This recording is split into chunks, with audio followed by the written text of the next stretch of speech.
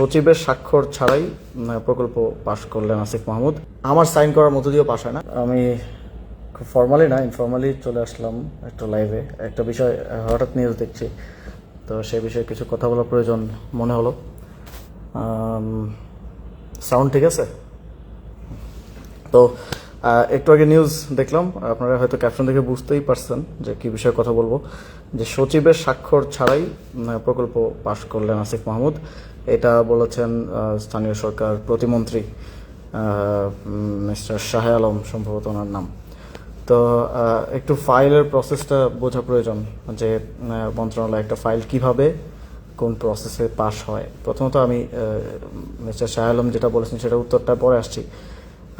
সাধারণত আপনারা হয়তো অনেকেই জানেন, অনেকে জানেন যারা এই বিষয়গুলোর সাথে মন্ত্রণালয়ের সাথে কাজ করেন বা বিভিন্ন সরকারি অফিসের সাথে কাজ করেন, তারা জানেন যে প্রসেসগুলো কীভাবে হয়, কিন্তু বেশিরভাগ মানুষই জানেন না। ফলে একটু এনলাইটেন করা প্রয়োজন। প্রথমে একটা ফাইল সাধারণত আমার জায়গা থেকে, আমি যে জায়গায় ছিলাম উপদেষ্টার জায়গায়, এখন মন্ত্রীর জায়গায় আছেন মির্জা ফখরুল ইসলাম আলমগীর সাহেব। তো সাধারণত একটা ফাইল হচ্ছে কিভাবে প্রসেস হয়, মানে কোনো একটা বিষয়ে সিদ্ধান্ত প্রয়োজন, সেটা প্রসেস হয় হচ্ছে সংশ্লিষ্ট শাখা থেকে। যেমন স্থানীয় সরকার মন্ত্রণালয় সিটি কর্পোরেশন শাখা আছে, ওয়াসা শাখা আছে, সেই শাখার নিজস্ব একটা সেট আপ আছে। একজন অতিরিক্ত সচিবের নেতৃত্বে সাধারণত একটা শাখা কাজ করে থাকে। তো প্রথমত সেই শাখার উপসচিব ফাইলটা ইনিশিয়েট করে। উপসচিব থেকেই ফাইলটা স্টার্ট হয় আর কি। তো তারপরে সেটা যুগ্ম সচিব দেখেন। যুগ্ম সচিব দেখার পর সেটা তার কাছে যদি মনে হয় যে ঠিক আছে, এটা উপরে পাঠানো যায়, সব কিছু ঠিকঠাক মনে হয়, তাহলে তিনি এটা আবার তার সিনিয়র কর্মকর্তার কাছে পাঠান। তিনি স্বাক্ষর করে পাঠান। সেটা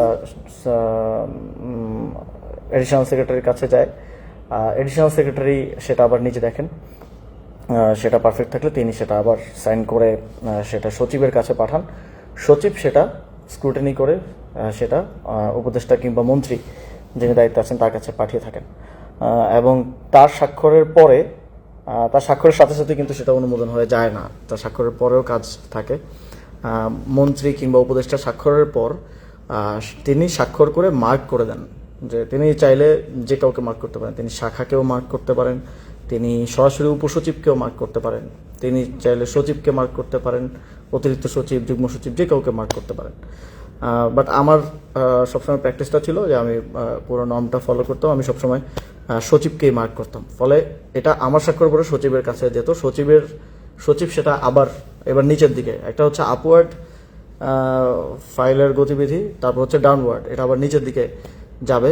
সচিবের পরে সচিব হয় সরাসরি উপসচিবকে দিয়ে দিবেন, অথবা অতিরিক্ত সচিব, তারপর যুগ্ম সচিব, তারপর উপসচিব, এভাবে ক্রোনোলজিক্যালি পাঠাবেন।